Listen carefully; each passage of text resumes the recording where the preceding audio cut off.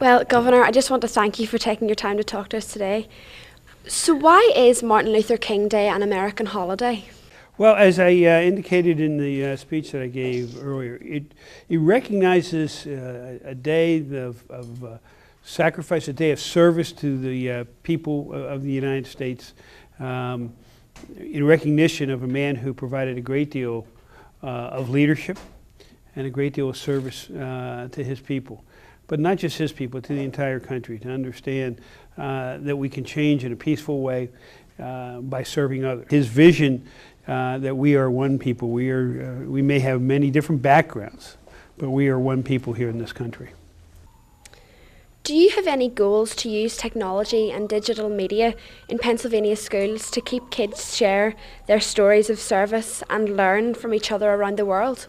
What I encourage is our students to lead the way, because it was my son who led me to understand what a website was in 1995. And as Attorney General, he got us a website that no other Attorney General in the country has, a website, attorneygeneral.gov. So it was the children who led the way. And I think you will, because you understand, you have no limitations of how you want to try that technology, as you're doing here.